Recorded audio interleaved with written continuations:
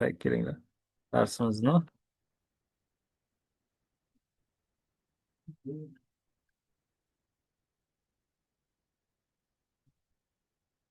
Xo'sh, media kutubxonasi va fayllarni boshqarish bugungi mavzumiz bo'ladi. O'zi media kutubxonasi, o'zi nima?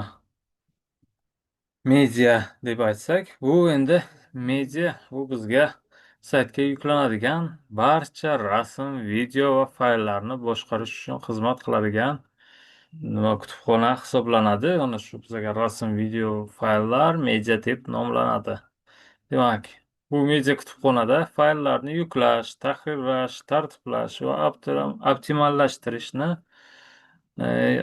yaratishimiz mumkin, optimallashtirishimiz mumkin ekan.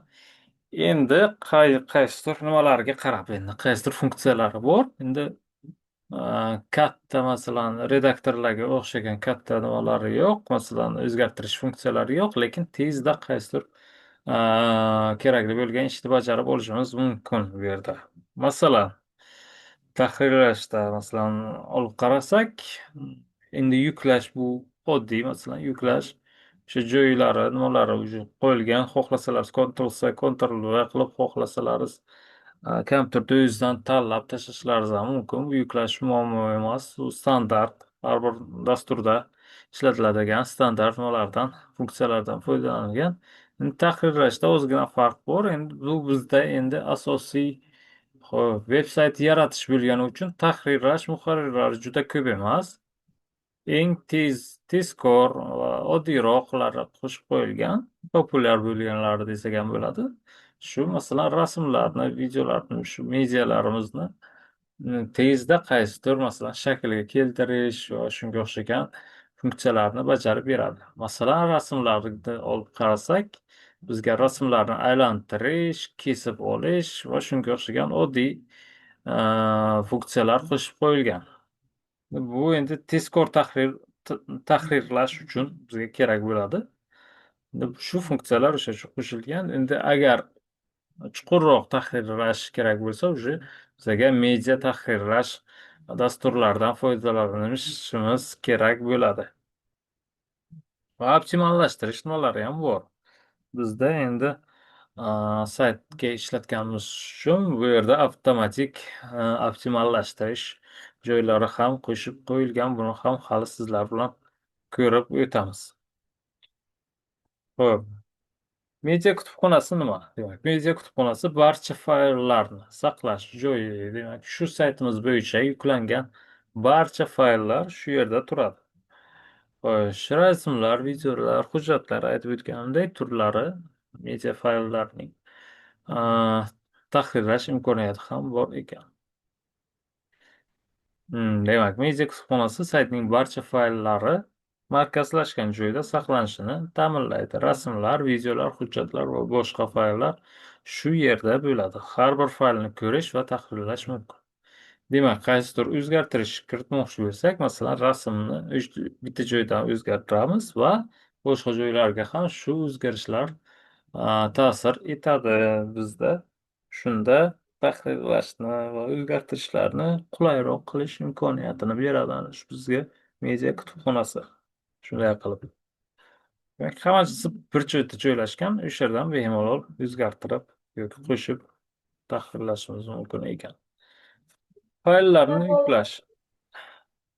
Xo'p, ikkita turi bor bu yerda ko'rsatib o'tilgan add new va drag and drop usuli. Bu standart usul har doim ishlatiladi. Shu usuldan foydalanib ancha nimalarda qo'shib chiqiladi. Xo'p, fayllarni yuklash uchun add new tugmasidan foydalanish yoki fayllarni drag and drop usulida yuklash mumkin. Demak, Ctrl C, Ctrl V yoki nima olib, masalan, рабочий stolga tashlaymiz. Xuddi shunday olib, masalan, sichqonchaning chap nuqta tugmasini bosib turib, masalan, o'sha media kutubxonamizga yuklashimiz ham mumkin ekan. Bu yerda endi faqat bitta nimamiz bor. Cheklangan turlar cheklovimiz bor. Bu fayl turlariga. Bu yerda ana ko'rsatib o'tilgan qaysi qabul qilishi mumkin bo'lgan fayl turlarini ko'rsatib o'tgan. Bu yerda JPG, PNG, MP4, PDF va shunga o'xshagan standart, demak, turlarni oladi. Bizga bundan boshqa bo'lka BIF yoki shunga o'xshagan rasmga o'xshagan nima turlarni, fayl turlarini olmas ekan. Shunga e'tibor berishimiz kerak bo'ladi.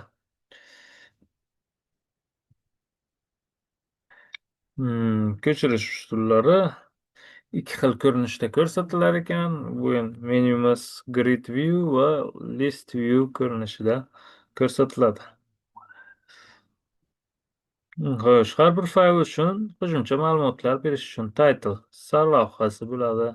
Caption izoh, masalan, faylimiz haqida. Alt text rasmni tavsiflovchi matn. Alt tekstimiz ko'pincha nima uchun kerak bo'ladi bizga? Ko'zi ojizlar va shunga o'xshagan ekranni o'qigan vaqt o'qib ishlatadigan помощникlar bor. Internet telefonlarda masalan ekrandagi nima borligini o'qib beradigan. O'shalar to'g'ri ishlashi uchun bizga alt tekstga rasm haqida tavsif yozishimiz kerak bo'ladi. O'sha bizga demak rasm haqida ma'lumot beradi. Va agar rasm yuklamay qolsa ham mana shu yozuv chiqadi. Alt tekstga chiqadi. Yana agar bizga kengroq ta'rif kerak bo'lsa, description'ga kirgizishimiz kerak bo'ladi. Demak, alt text SEO uchun muhim ekan. Demak, SEO optimizatsiya deymiz. SEO optimizatsiya alt tekstsiz bo'lmaydi. O'sha uchun alt tekstga e'tibor berishimiz kerak bo'ladi. Xo'sh, fayllarni tahrirlash. Xo'p, rasmlarni bu yerda misolda ko'rsatilgan. Xo'sh, rasmlarni nima qilishimiz mumkin? Aylantirish, masalan, qaysidir burchaklar ostida qirqishimiz mumkin, crop deb nomlanadi. O'lchamlarni o'zgartirishimiz, ana shu 3 ta asosiy funksiya qo'shib qo'yilgan rasmlarni shunday tahrirlashimiz mumkin ekan. Demak, media kutubxonasida oddiy rasm tahrirlash funksiyalari mavjud. Rasmni aylantirish, qirqish yoki o'lchamini o'zgartirish. Bu kichik o'zgartirishlar uchun qulaydir. Endi, masalan, rasm tahrirlanib, o'zi tayyorlanib ketirib, masalan, WordPressga tashaladi. Ana endi qanaqadir kichik tahrirlash kerak bo'lsa, bu masalan, shu WordPressdan chiqmasdan turib, mana shu WordPressni o'zida kichik tahrirlashlarni o'zgartirib o'tkazib ketsak bo'lar ekan. SEO va media. SEO optimizatsiyaga qaytamiz. Alt text rasmni qidiruv tizimi uchun tavsiflash uchun kerak bo'ladi. Fayl nomini to'g'ri berishimiz kerak bo'ladi bu yerda. Xo'p, bu yerda faylni qidirish va SEOga bog'liqlik sababli fayl nomini to'g'ri qilib, chiroyli qilib kirgizishimiz kerak bo'ladi. Va sarlavha va izohlar to'liq berishimiz kerak bo'ladi.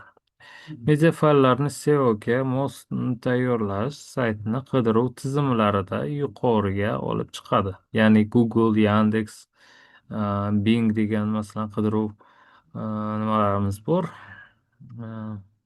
tizimlarimiz bor. O'shalarda mana shu sayt masalan qidirilgan vaqt teparoqda chiqishi uchun bizga SEO optimizatsiya qilishimiz kerak bo'ladi. SEO optimizatsiya uchun esa biza fayllarimizga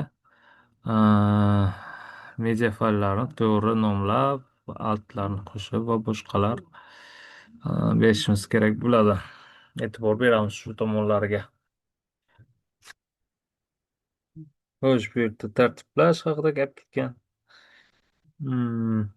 Fayllarni post sahifalarga qo'shish mumkin. Bir nechta rasmni galereya shaklida joylash mumkin. Buni hali hozir ko'rib o'tamiz. Fayl havolasini olish orqali uni boshqa joylarda ishlatishimiz mumkin ekan bemalol. Xo'p, qani kelinglar, sizlar bilan bir ko'rib o'tamiz. Open server. Xo'sh, birinchi bizga запустить tugmasini bosamiz. Ana endi yashil bo'lgandan keyin bosib, My proyektiga o'tib, WordPressga bosishimiz kerak bo'ladi. Shunda bizga Open server WordPressni ochib beryapti. Opera brauzerida. Keyingi Ctrl Z, Ctrl S deb kopiya qilib olaman. Bu endi Operada ochmaymiz. Kelinglar. Nimada? Edge browserda ishlatamiz. HTTP WordPress bilan ishlayapti menda. Adresimiz. Ana, demak, saytga kirdi. Endi u saytning o'zining ko'rinishi ana biz haqimizda degan hop, sahifa ochgandek yodlaringizda bo'lsa. Galereya va boshqalar. Mhm. Va asosiy menyu. Hali hech nima kiritilmagan. Hop, bu yerga admin paneliga o'tishimiz uchun VP admin deb yozishimiz kerak bo'ladi. Yodlaringizdan chiqmasin. Sizlarga ham kirishda muammo bo'layotgan bo'lsa, shunday yozishlaringiz kerak bo'ladi. VP admin yoki prosta oddiygina admin deb yozsalar ham kirish kerak. Bosaman enterni ozgina kutamiz va ana login parol so'rayapti. Kirishni bosaman. Hop.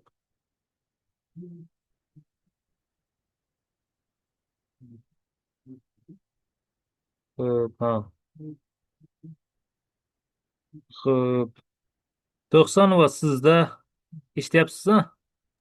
Ha, eshityapman. Qaysi qadamda to'xtab qoldingiz? O'shani aytib berib olasizmi?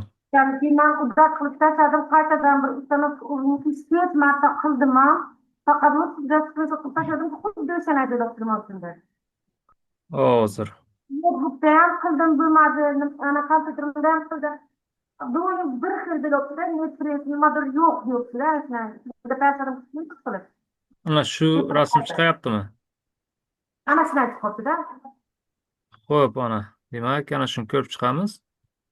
Kelinglar, ana nimaga o'taman. Ana bu saqlagan kontent qarab, sizga tashlagan bo'tni ochish kerak-ku bizga. Eshikni Mhm. tashlab qildim. Sen unaqa qilgan paytimda bu ana shu yerga qilaman, yana o'taman desam, sizga tashlaganda rasm chiqarman. Mhm. Xo'p. Bu endi ko'p uchraydigan muammolardan biri. Ko'p uchrab turadi WordPress'da. Endi bu yerda versiyalar, masalan, PHP, server va boshqalar bor. O'shalarning versiyalari to'g'ri kelmayapti, deyapti. Buni to'g'irlash oddiy. Bu uchun qarang. Birinchi ana bu yerdan nimaga o'tamiz? Open serverni ochib, настройки bo'limi bor. Hozir o'zingiz ham tayyorlab ko'rsangiz bo'ladi. To'g'irlab ko'rsangiz. Agar WordPress oldinizda bo'lsa, Open server yo'q bo'lsa, ishlatib ko'rsangiz bo'ladi. Demak, настройкаga bosamiz va ana bu yerdan bo'limlar, har xil ko'plab bo'limlar chiqadi. Ana shu yerdan modullar degani bor. Modules inglizcha agar nima qilgan bo'lsangiz, ustanovka qilgan bo'lsangiz yoki modullar o'zbekcha chiqishi kerak. Moduliga bosaman bu yerda menga ruschasida ana bu yerda mana bunday o'yna chiqadi. Sizda ham bormi? Qilyapsizmi? O'zingiz ham tayyorlayapsizmi?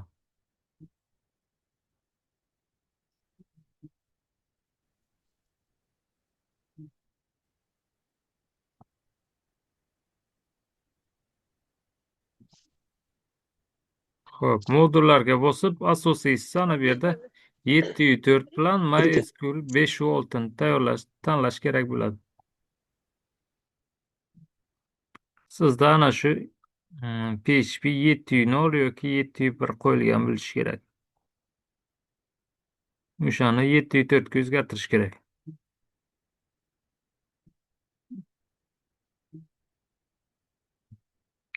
Va MySQL ni 5.6 ga o'tkazish kerak bo'ladi. Sizga men adashmasam использовать turgan bo'lsa kerak. O'shani pastroqqa tushib 5.6 ga almashtirishingiz kerak bo'ladi.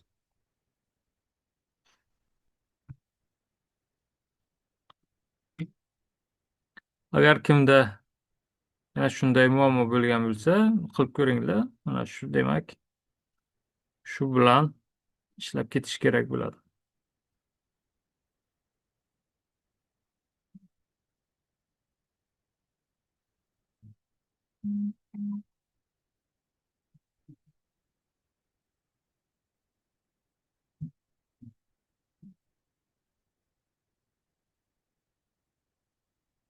Hop, ishladimi?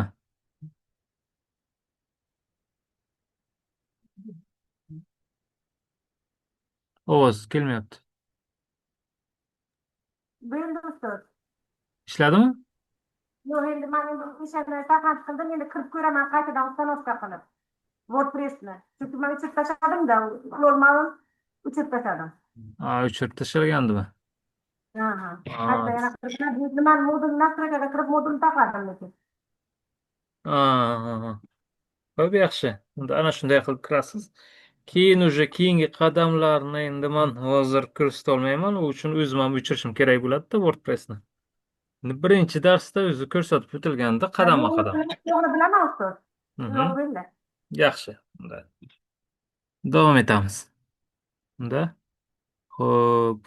Mana endi bu yerda xo'p, kelinglar. Yana bir ko'p uchraydigan xatoliklardan birini ko'rib o'tamiz. Masalan, biz haqimizda degan sahifa yaratildi. Yaratib, o'shani ichida elementlar qo'shib ketyapsizlar. Mana masalan, mana bu yerda qo'shib, mana bu yerda masalan rasm qo'shmoqchiman. Rasmni bosyapmiz. Загрузить degan vaqt, masalan, qaysidir rasmni masalan, oppo, bu nima bo'ldi? Hop, openni bosamiz, ana. Yuklandi. Agar sizlarda ana shu yerda xatolik bo'lib qolishi mumkin. Yuklashda muammolar va boshqalar bo'lsa, nima qilishlaringiz kerak bo'ladi? Hozir tushuntirib turaman bu bo'limni. Xo'p, изображение bosamiz, ana bu yerda загрузить deydi. Ana bu agar ishlamasa, kompyuterlaringizda olmasa, demak nima qilish kerak bo'ladi? Birinchi bo'lib ana shu o'sha faylni kelinglar, qaytaman. Xo'p, media degan media fayllar bo'limimiz bor. Mana shu yerga yuklab, keyin masalan nimaga yuklasak bo'ladi. Shunday qilishimiz kerak bo'ladi. Bu uchun ana bu yerga добавить media file degan bo'lim bor. Bu yerda rasm, video va boshqa PDF va boshqa fayllarni yuklasak bo'ladi bemalol. Shu yerga drag and drop yoki mana shu tanlab olishimiz mumkin. Masalan, kelinglar tanlaymiz ana. Ana rasmni tanladim deylik. Rasmni tanladim. Ana endi bu yoqqa ozgina загрузка bo'ladi, yuklanish ozgina vaqt oladi. Megabaytiga qarab, rasm sifatiga qarab, mana endi menda rasm tushdi, yuklandi. Bu yerda muammo kamroq bo'ladi. Ana endi bemalol ana sahifaga qaytib, biz haqimizdagi o'tib, ana shu rasmni qo'shib qo'yishim mumkin hozir. Pastroqqa tushaman, eng pastiga tushib, bu yerda rasmni tanlayman. Bu yerda biblioteka fayliga o'tamiz. Demak, birinchisi emas, ikkinchisiga o'tamiz. Biblioteka faylni bosib, ana bu yerdan уже yuklanganini tanlashlaringiz kerak bo'ladi. Ana bizga rasm yuklandi уже. Proporsiyalar va boshqalarni shu yerdan to'g'irlasak bo'ladi. Masalan, kichikroq qilib ana bunday ko'rinishda tayyorlamoqchi bo'lsak, ana shunday qilsak bo'lar ekan. Mana bu ham xo'p, uchrab turadigan muammolardan biri. Brauzerga qarab, nimaga qarab, shunaqa muammolar ham bo'lib turadi. Xo'p, kelinglar ana endi yana bir qaytamiz orqaga. Orqaga qaytamiz. Xo'p, bu yerda ana endi nimalarni bu yerda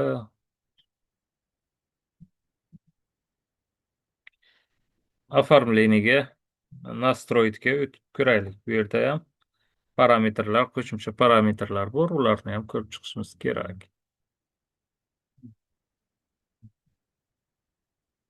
Bular nimadan iborat? Qaranglar, bu bizda ana sahifa turibdi. Bu yerda sahifamiz bor. Kimgadir agar yoqmasligi mumkin, ana bu yerda o'zgartirmoqchi bo'lishsa, ana bu yerdagi masalan joy tashashlarni, masalan, ana bu yerda ekranga yaqin bo'lgan, masalan, uni o'rtaroqqa olmoqchi bo'lsak yoki naoborat, o'rtada bo'lsa, masalan, ekranga yaqinroq zamonaviy, masalan, saytlar уже ekranga yaqinroq qilib tayyorlanmoqda. Ularni qanday qilib yaratsak bo'ladi? Xo'sh, globalga o'taman, konteynerga o'taman. Mana konteynerimiz hozir bizda. Xo'p, ana ko'pincha sizlarda yo ana bunday ko'rinishda yo- bo'lishi kerak.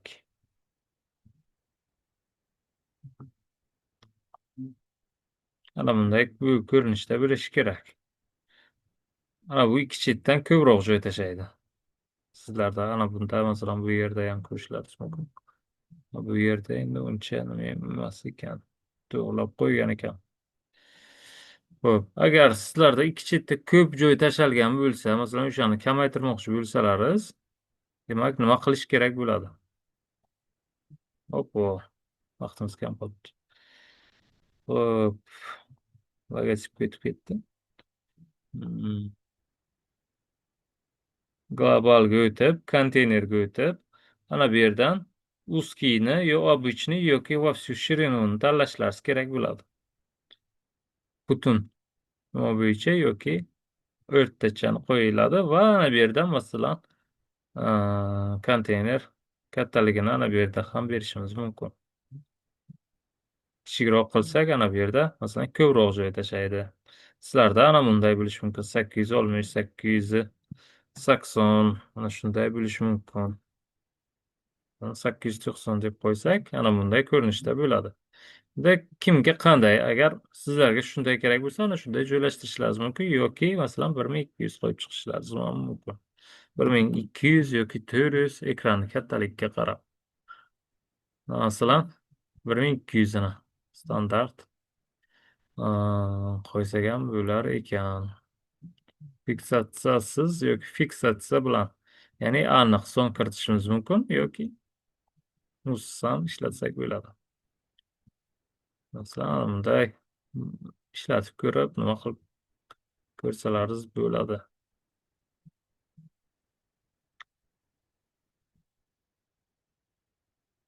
Bu tugma bilan orqaga qaytsak bo'lar ekan. Mana shunday. Endi umumiy hamma funksiyalarni ochish uchun tarif, ya'ni ozgina to'lov qilish kerak bo'ladi, lekin bizga hozircha shu funksiyalarni o'zi ham yetadi. Mobil versiya va masalan planshet versiyalarini ham xuddi shunday ko'rsak bo'lar ekan.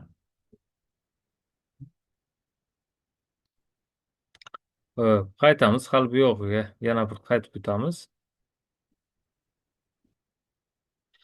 Okeyni bosaman. Hop, kelinglar biron sahifa yaratib ko'raylik. Ana bu yerda добавить страницу bosaman. Yangi sahifa yaratildi. Kelinglar buni kontaktlar deb nomlaymiz. Kontaktlar, ya'ni shu organizatsiya haqida ma'lumotlar bo'ladi. Aplikatni bosaman. Hop, ana. Посмотреть страницу bosaman. Keyingisida yo'q. Shuni o'zida ana ochib berdi. Xo'sh, hozir. Mana bu yerda asosiy menyumiz, bu yerda biz haqimizda va kontaktlar degan menyumiz paydo bo'ldi уже. Va kontaktlar degan yozuv ham chiqib turibdi, demak. Kelinglar shuni o'zgartirish, nastroyitga bosaman. Demak, xo'p, birinchi kelinglar bir nima qo'shib ko'ramiz. Rasm qo'shib ko'ramiz. Kontaktlar bo'yicha biron bir rasm. Hop, galereyaga o'tib ketdi. Kontaktlar bo'yicha plyusni bosaman va ana bu yerdan izobrajeniyani tanlayman. Bibliotekadan o'tib, kelinglar biron bir oddiy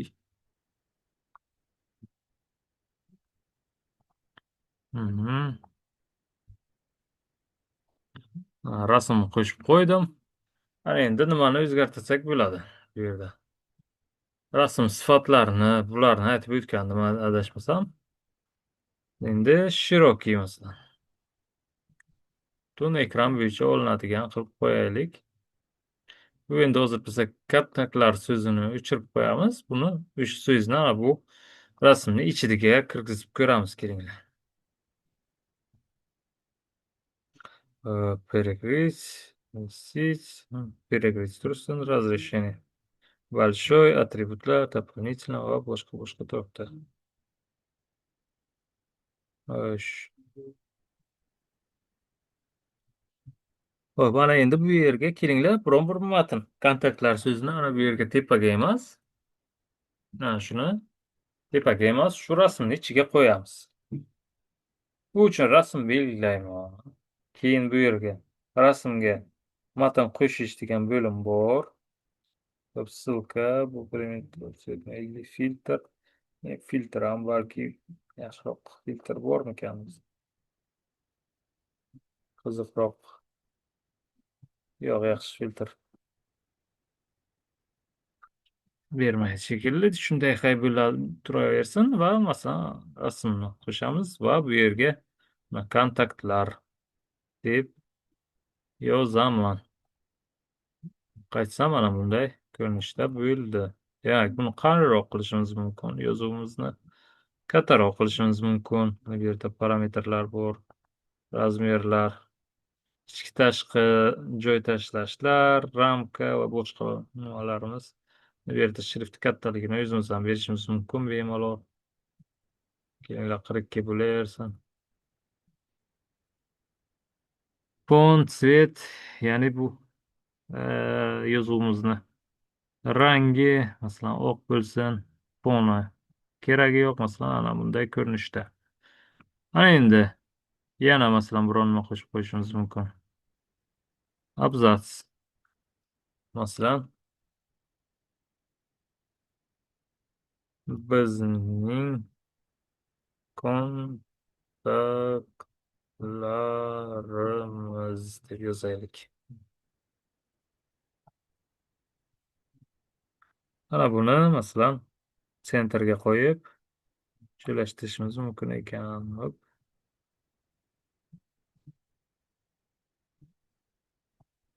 Tepaga yo'q, tepaga bo'lib ketdi.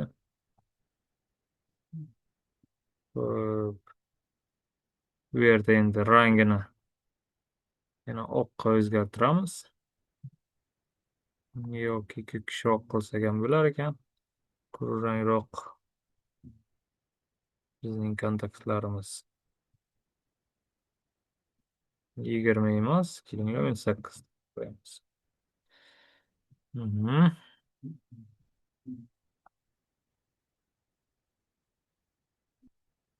Va kelinglar razmer.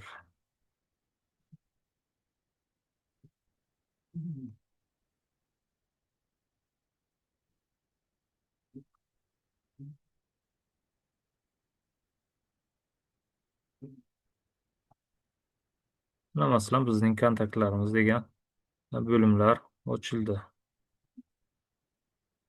Shunday. Va bu rasmni o'zini ham masalan qop-qora bo'ldi. Masalan ochiqroq qilmoqchi bo'lsak, hop, yo qayerni olmoqchi bo'lsak, masalan o'zgartirishimiz mumkin. Kelinglar masalan pastroqdan, balandroqdan o'tkazishimiz mumkin. Masalan, ana bu joyni olaylik, deyaylik. Hop. Ham masalan chaproq, o'ngroqqa olishimiz mumkin. Hop. Hop, buni hozircha keyin o'sha joyga qaytaraman. Takrorlanuvchi fon ko'pincha ishlatilmaydi. Xo'sh, sifati va qo'shimcha ma'lumotlar bor ekan. Stillarga o'tamiz. Stillarda kerakliroq nimalarimiz bor.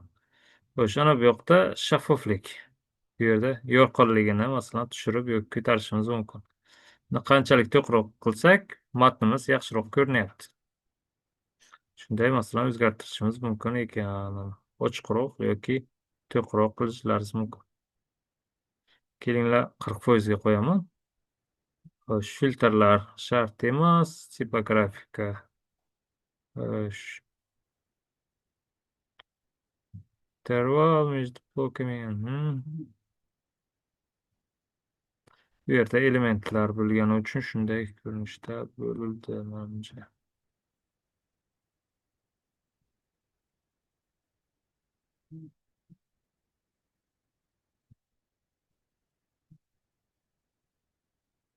Xo'p, ana. Demak, bizga sarlavha endi bu hozircha yaxshi ko'rinmayapti. Kelinlar o'chirib tashlaymiz. Hmm, sarlavhani qo'yib qo'yamiz. Va saqlanib tugmasini bosamiz.